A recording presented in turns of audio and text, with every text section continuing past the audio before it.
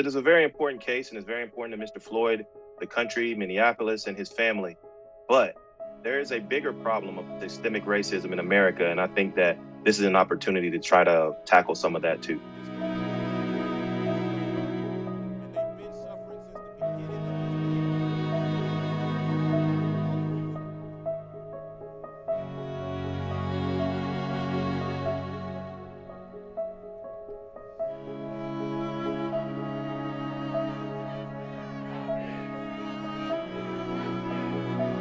I think systemic racism in America has been a problem since the beginning of this country. And to defeat it, we have to recognize it. And the whole situation that with George Floyd and the protests that occurred and the way the world, kind of stood up and took note of it really is our chance to kind of fight it.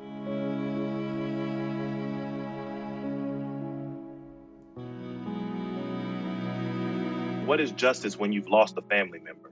They could give you $100 million and put the person in jail forever, and you still won't feel like you had justice. So for me, and I think for the family, getting that civil case done, that's good. That's going to be a deterrent, and it's also going to help his family, especially his daughter, for years to come. And then getting the person who murdered him, the people who murdered him, locked away for a very long time is going to be big as well. So we just hope that those two things together can make the family feel a little more complete, because we know they're never going to feel like they're going to get complete justice out of it.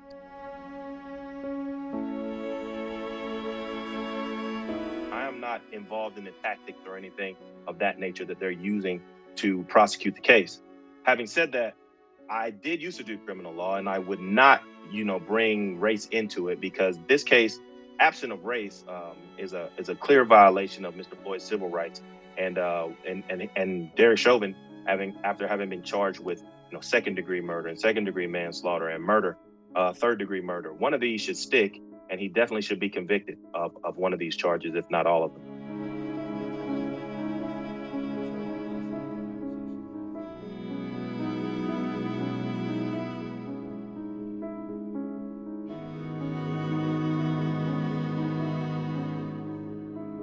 When you don't have the facts on your side, you go to character assassination. That is the only way to get the jury to lean in your favor.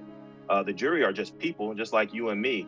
So, if you tell a person, hey, this guy, this victim is not worthy of you finding this other person guilty. If you tell a jury that, sometimes you will sway someone, and with a criminal trial, you only need one person to believe that. So the defense is definitely going to slander George Floyd's character. A police officer is not a judge, jury, and executioner in this country. And so it doesn't matter what George Floyd did, what his background was. None of that matters. The only thing that matters is what happened that day for that 9 minutes and 29 seconds as we know it to be now.